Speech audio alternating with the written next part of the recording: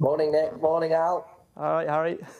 Whatever it was, Harry, it looked pretty good from where I was standing. Yeah, How did it feel? brilliant, wasn't it? Obviously, had a plan going out. Walked the track beforehand. I thought the ground was slightly better down the middle anyway, so we went for the easy route, went for the easy passage on the way around, and it was all very smooth. And he won well. You probably heard what Alan was saying about riding for Willie Mullins in a race like this, where he's mob-handed, and the pressure or relative lack of it. Did you get much in the way of instruction? No, not particularly. Willie obviously came and found myself, and I was actually stood with Johnny Burke because we didn't have any owners there yesterday. He just came with a sheet, and he basically told me that this horse only goes for girls, so try your best girl impression on the way around. So no, it was very easy, really. He didn't tie me down to any instructions. I obviously spoke to David Casey and Ruby Walsh beforehand, watched all his replays, and funnily enough, I followed the horse in Cheltenham, and he was too free. He was sort of halfway, but he was doing too much, and I think the reason he fell because he was probably going too well and jumped when the other horse jumped in front of him at the second last with a circuit to go. So I thought I'd try and get him into a nice rhythm, keep him out of trouble, and he didn't have much experience over fences, so I suppose I just nursed him round for the first 2.5 laps. Do you think Willie was trying to get at the fact that he's maybe a slightly delicate horse mentally, and that just needs a bit of kidology? Because even when you cruise to the front, he almost looked like he was half saying hello to the crowd. It was almost Korak Rambler-esque, I thought, halfway up the running. Yeah, no, to be fair, if I probably hadn't have said that I wanted to drop him in a little bit, it would have been, he would have wanted me in the first sort of 7 or 8, or at least the first half anyway, but I sort of had a plan going out there that I wanted to just drop him in a little bit and take my time. I thought the chase track was riding on the slow side yesterday, and a few winners were coming from behind, so I just thought I'd take that opportunity and nurse him round. And I said to Alan, and he agreed, that it was a pretty tough race to watch in parts. I mean, could you tell that there was a lot of accident and incident going on around you? Yeah, there was a fair bit, and to be fair, I saw all of it, which probably wasn't that nice on the way around. But even at the first fence, a couple came down, and I don't think it was anything particularly to do with how many runners are in the race or the track or the fences. Everything was fine there yesterday. It was just bad luck, if I'm honest. And, Sam Twiston-Davies had a really bad fall on the last circuit.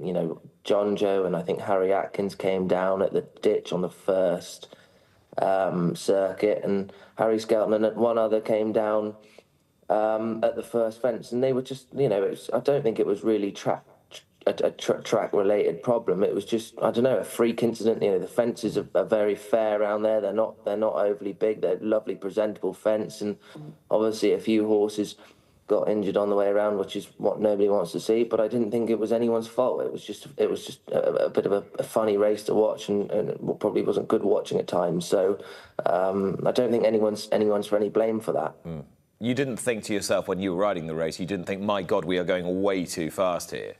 No, I just thought we went a good even gallop for the ground that we were on. But I was happy because on the way round I was saving energy everywhere. I try and come in on the bends and just let him see his fences up the straights. And the only mistake he made was at the 5th fence where he got it all wrong. But apart from that, his jumping was very good.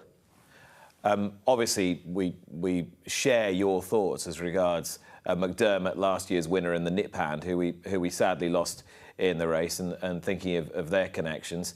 I know how much Pat Gallagher enjoyed his moment last year with McDermott and the nip hand. The Twiston-Davies have endured a very difficult couple of weeks. Harry, you've enjoyed a very fruitful end to what's been a much more dramatic season for you than I'd really given it credit for. Reading your interview with Lee Mostad in today's Racing Post, I hadn't really accounted for how seriously you were injured in the middle of the year. Yeah, I mean, I've just had lots of niggly problems, and nothing major. Tony McCoy wouldn't even take a paracetamol for what I've had, but I've just had it. I just felt it's probably affected me a little bit throughout the season. Probably at times haven't been riding as well as I probably have been. And I'm not saying if I've made the difference between riding 100 winners and 150. It's just sometimes when you're feeling really good and fit and strong, you just go out there and make the difference on a few horses, don't you? But we've had a good year. We've had an unbelievable spring. I've had Cheltenham Festival winners and obviously three great winners at Aintree, but Ascot Gold Cup, Greatwood Hurdle, the Coral Trophy at Newbury was good as well, and obviously the Scottish National to top it all off. And hopefully we're not done yet. And you hinted in that interview in the Racing Post today that when you were somewhat injured in the middle of the season and you ended up having to say, I actually can't ride anymore for a little while, that there was a bit of tension between you and the stable, and people were starting to doubt what you were doing, and you were feeling that. Did that get you down? I don't suppose they were. I don't think they were just. They were probably. Well, I was very sore and I was struggling to ride probably as well as I should have been, and I just felt the owners put a lot of money into it, and I didn't want to be responsible for those couple of days that I took off horses getting beat. So I thought the sensible solution was to probably stand down, and when you've, I don't think Paul was doubting the fact that I wasn't, like, if I was happy to carry on, he would have let me. But I just think when you've got decent prize pots at stake and you're riding for the top owners, sometimes you're better off to quit while you're ahead and just have a couple of quiet days and get yourself right. And as irony would have it, you might well have delivered Willie Mullins another British Trainers' Championship yesterday with your ride on Captain Cody. How did it feel to be a small part of that whole phenomenon?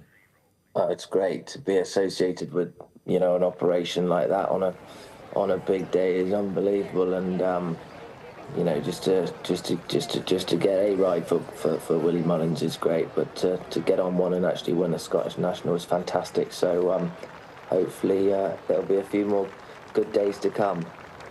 Well, it was a brilliant ride, one that I know everybody appreciated. As Alan said, a bit of showmanship is always appreciated in this sport.